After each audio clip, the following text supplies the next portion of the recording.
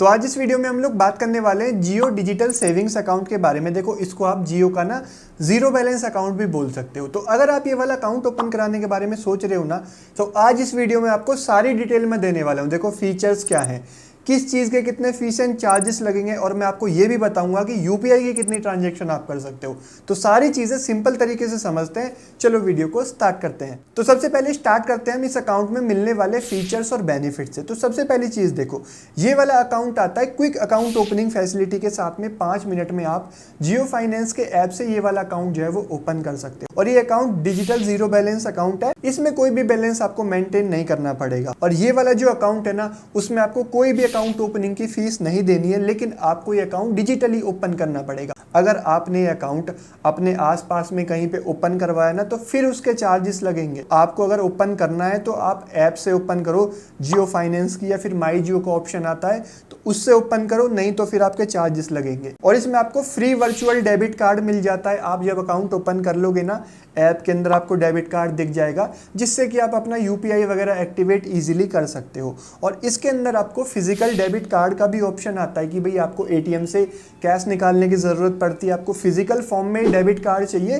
तो उसके लिए फिर आपको रिक्वेस्ट करना पड़ता है। बट उसके ना फिर यहाँ पे चार्जेस होते हैं। अब चार्जेस कितने होंगे वो मैं आपको आगे बताऊँ। और इसके अंदर गारंटीड आपको 2.5% तक का इंटरेस्ट रेट मिल जाता है, जो भी आप बैलेंस रखोगे उस पर। अब ये 2.5% नंबर आपको थोड़ा कम लग रहा होगा, बट एक जीरो बैलेंस अकाउंट के हिसाब से ठीक है। और वैसे भी अभी इन्होंने रिसेंटली कई अपडेट्स दिए हैं यहाँ पे इंटरेस्ट रेट को लेके, तो अभी लेटेस्ट के अकॉर्डिंग ये 2.5 वाला है। इसमें भी कुछ चेंजेस होंगे तो वो मैं आगे आपको अपडेट कर दूंगा। और इस अकाउंट के अंदर आपको यूपीआई, एनईएफटी और आईएमपीएस डिजिटली तीनों चीज़ें फ्री करने के लिए मिल जाती हैं। और आप रिचार्ज वगैरह भी करते हो ना, जैसे कि मोबाइल रिचार्ज हो गया या बिल पेमेंट हो गया, तो बीबीपीएस का इंटीग्रेशन है, वो भी आपको साथ में फ्री करने के लिए मिल जाता है। और इस अकाउंट के अंदर आपको पूरे साल में एक डोमेस्टिक कॉम्प्लीमेंट्री लॉन्च एक्सेस मिल जाएगा। लेकिन देखो, मैंने इसमें ना फिजिकल डेबिट कार्ड फीचर लिखा है। ये फीचर आपको तब मिलेगा जब आप फिजिकल डेबिट कार्ड जियो वाला ले लोगे, उसके लिए फीस होती है। और इसी के साथ में आपको 2.5 लाख रुपीस तक का इंश्योरेंस मिल जाएगा, जिसमें आपका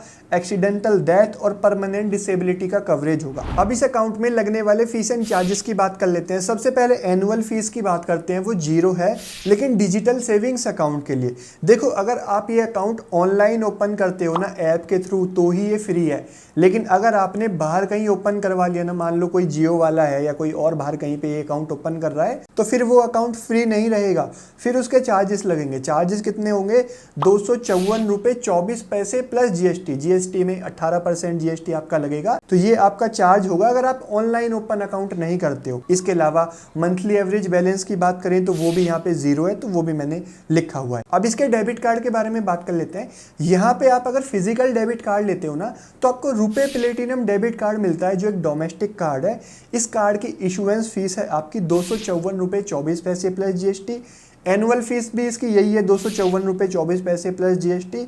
इसकी कार्ड रिप्लेसमेंट फीस है 127 रुपये 12 पैसे प्लस 18% जीएसटी। अब इस डेबिट कार्ड से आप एटीएम में कितनी बार कैश विड्रॉल कर सकते हैं उसकी बात करते हैं। देखो, आपको एक महीने में 7 फ्री ट्रांजेक्शन करने के लिए मिल जाती है, फाइनेंशियली और नॉन फाइनेंशियली दोनों। देखो, 60 ट्रांजेक्शन बहुत है एक महीने के अंदर। मैं और बैंक्स के बारे में भी वीडियो बनाता हूँ ना, तो ज़्यादातर आपको 5 महीने की फ्री दे देते हैं। और उसमें भी आप अगर मेट्रो सिटी में है ना, तो आपको 3 ही ट्रांजेक्शन फ्री करने के लिए मिलती हैं। तो यहाँ पे 7 मिल रही हैं। अब अगर आप ये कंप्लीट कर लेते हो, आप और ट्रांजेक्शन देखो करते हो, तो उसके फिर आपके चार्जेस लगते हैं। एक ही महीने के अंदर करते हो, चार्जेस कितने हैं? अगर आप कैश विड्रॉल करते हो, तो जैसे कि फाइनेंशियल ट्रांजेक्शन, तो उसके 23 रुपीज़ पर ट्रांजेक्शन का चार्ज होगा।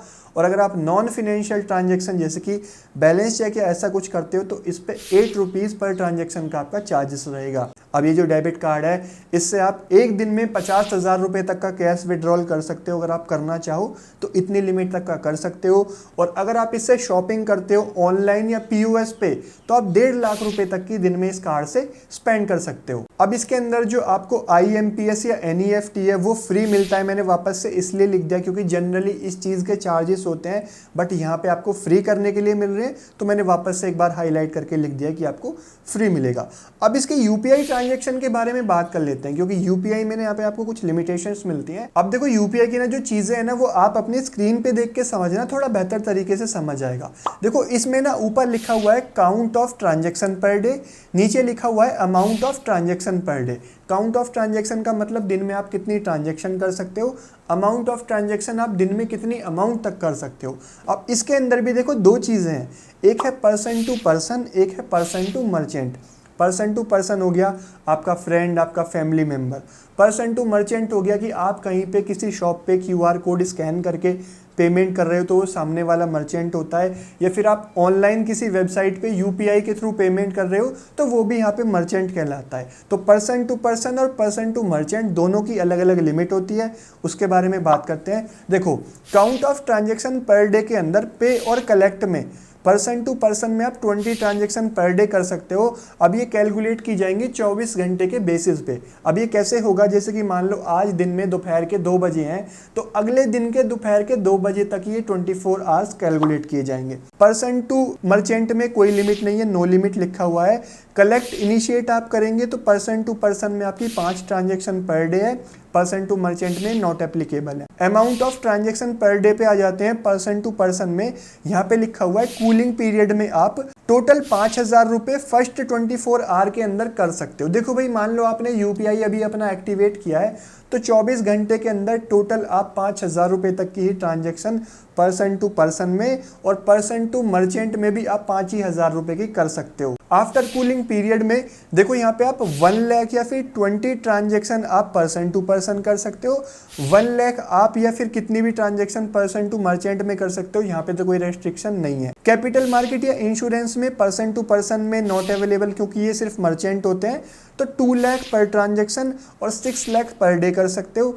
IPO में भी यहाँ पे पर्सन टू पर्सन नहीं होता, तो इसमें भी आप पर्सन टू मर्चेंट में 5 लाख पर ट्रांजेक्शन और 15 लाख पर डे की जो ट्रांजेक्शन है वो आप कर सकते हो। तो यहाँ पे थोड़ा मैंने आपको इजी तरीके से UPI की ट्रांजेक्शन समझाने की कोशिश की है। अब इसके अकाउंट क्लोजिंग चार्जेस के बारे में भी बात कर लेते हैं। देखो अगर आप ये वाला अकाउंट ओपन करवाते हो, मान लो आपको किसी भी रीजन की वजह से अकाउंट सही नहीं लग रहा है, कुछ भी आप क्लोज कराना चाहते हो, तो 15 दिन के अंदर अंदर अगर आप क्लोज करा दोगे तो कोई भी चार्ज नहीं लगेगा।